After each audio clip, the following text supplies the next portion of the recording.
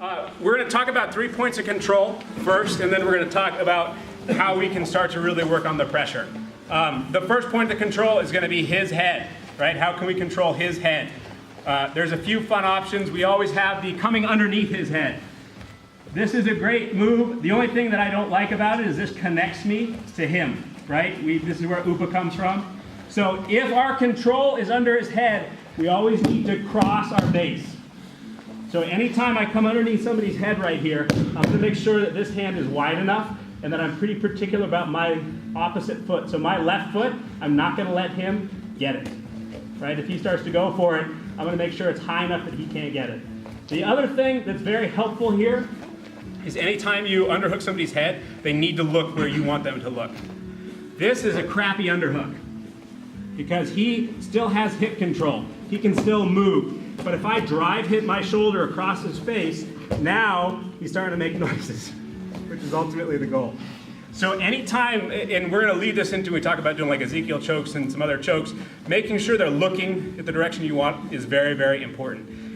If you want, you can even go past it, and some people just move the neck out of line. So they'll bring their elbow in like this and just kind of kink their neck. But I like to have a little bit of connection. So when we're talking about hands, right, we can come underneath the head. Now, once we come underneath the head, this is where we can start to look for our pressure. All right, I'm not talking about my feet or my knees yet. I'm just talking about the positioning of my upper body.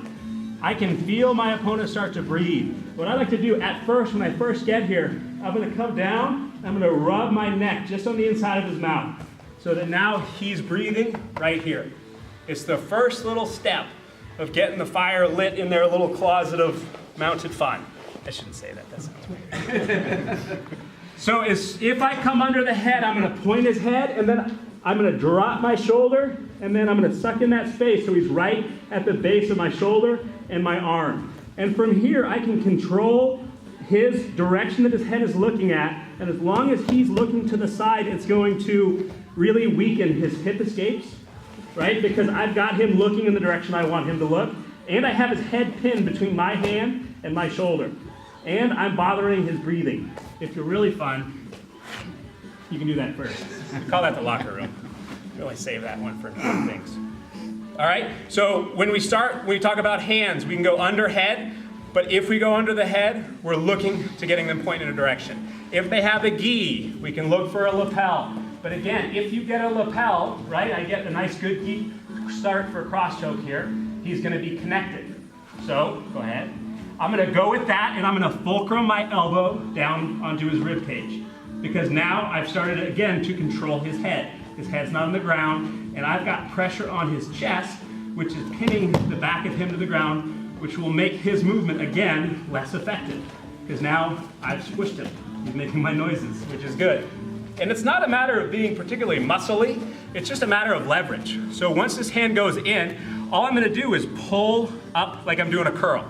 Just like that. And I'm just going to give him a little bit of extra weight. So if we're in mount here, and I want to loosen him up for a choke, if I look for cross choke, he's going to immediately begin to defend. But if I drop him that and come nice and wide, that choke is right there, ready to go.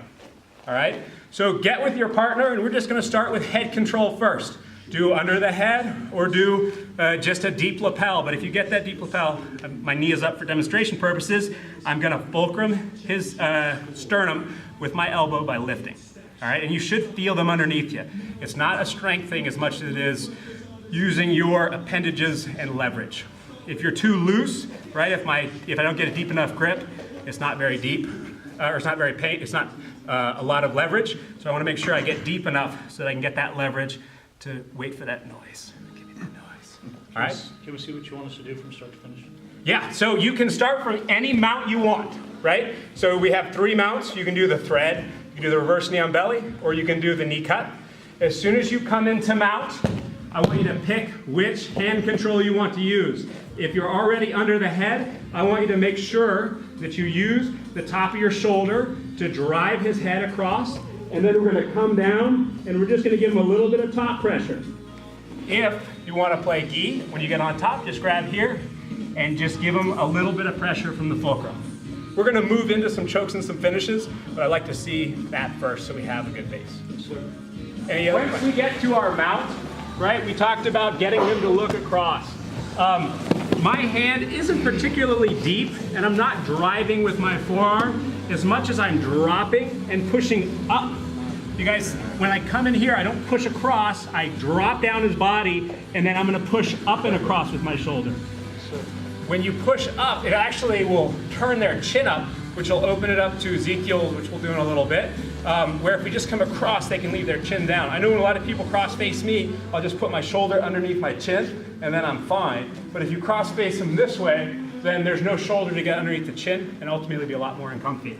So once we're underneath here, I don't want you just to drive across, but come down and then push up. And then we can start to take up all that space and make him suffer for a little bit before he begins to not like his position. All right, any questions? Give that a couple more minutes and we're gonna move on.